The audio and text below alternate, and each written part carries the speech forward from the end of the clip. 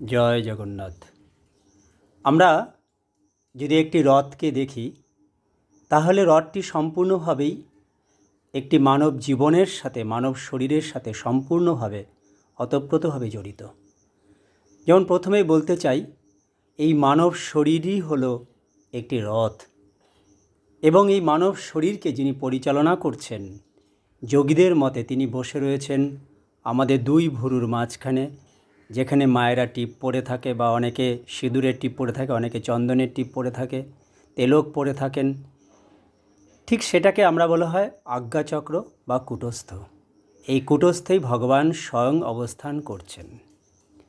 এরপরে আসা যাক যে রথের তিনটি দড়ি রয়েছে। এই দড়ি দিয়ে রথ টানা হয়, ঠিক যেন আমাদের শরীরের ইড়া, পিঙ্গুলা এবং সুষুম্না নাড়ি, আমরা যেভাবে প্রতিদিন শ্বাস নিচ্ছি, শ্বাস নিয়ে বেঁচে রয়েছি, ঠিক একইভাবে রথের দড়ির দ্বারা রথ চলছে। এবারে ধরুন, রথে রয়েছে, প্রতিবার পুরীতে নতুন করে রথ বানানো হয় এবং 206টি কাঠ দিয়ে এই রথ বানানো হয়। মানব শরীরও তাই, 206টি হাড় দিয়ে এই মানব শরীর তৈরি। এবং রথে যে চাকা রয়েছে, আপনারা জানেন জগন্নাথ দেবের রথে 16টি চাকা রয়েছে।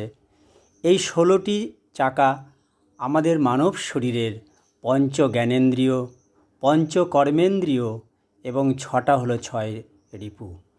পঞ্চ জ্ঞানেন্দ্রিয় কী কী? চক্ষু, কর্ণ, নাসিকা, জিহ্বা, ত্বক। এবং পঞ্চ কর্মেন্দ্রিয় কী? যেমন আমাদের রয়েছে 2টো পা, 2টো হাত, মুখ এবং মলমূত্রদ্বার। এছাড়া এই 5 5 10টা চাকা তো গেলই, এবং আরও 6টা চাকা রয়েছে, 16টা চাকা, 6 রিপু। আমাদের কাম, ক্রোধ, লোভ, মোহ, অহংকার এবং হিংসা, এই 6 রিপু আমাদের রথের চাকার সাথে তুলনা করা হয়েছে। এবারে একটু জানা যাক যে জগন্নাথ দেব তিনি প্রথম দিনের রথে তিনি মাসির বাড়ি যাচ্ছেন। প্রথমে ভেবে নিতে হবে, মাসির বাড়ি কিন্তু নিজের বাড়ি নয়, মাসির বাড়ি, নিজের মায়ের বাড়ি নয়। অর্থাৎ জগন্নাথ দেব যখনই মাসির বাড়ি যাচ্ছেন তখন তিনি অসুস্থ হয়ে যাচ্ছেন। ঠিক যেন আমরাও যখন জন্মগ্রহণ করছি, মাতৃগর্ভ থেকে যখন আমরা ভূমিষ্ঠ হচ্ছি, তখনই যেন আমাদের দুঃখের শুরু। আমাদের রোগ, শোক, দুঃখ, জ্বালা, যন্ত্রণা থেকে শুরু করে বিভিন্ন ঝগড়াঝাঁটি, অশান্তি সব যেন জন্মের পরেই শুরু হয়ে যায়। এবং যত দিন বাঁচব ততদিন এই সমস্যা আমাদের আষ্টে পিষ্টে ধরে রাখে। ঠিক একইভাবে জগন্নাথ দেব যখন কয়েকদিন পর মাসির বাড়ির থেকে চলে আসেন নিজের বাড়িতে, তখন যেন সব কিছুর অবসান হয়ে যায়।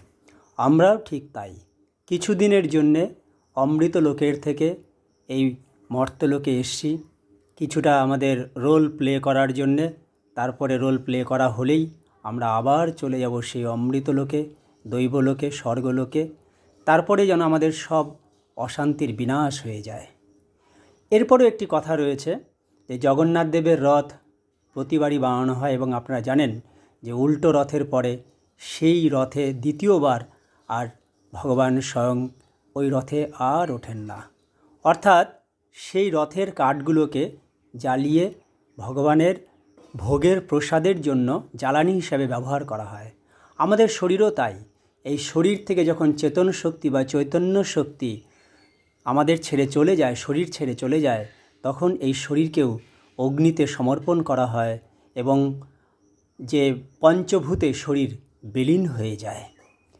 ঠিক একইভাবে আমাদেরও উদ্দেশ্য তাই, ভগবানের সান্নিধ্যে যাওয়া।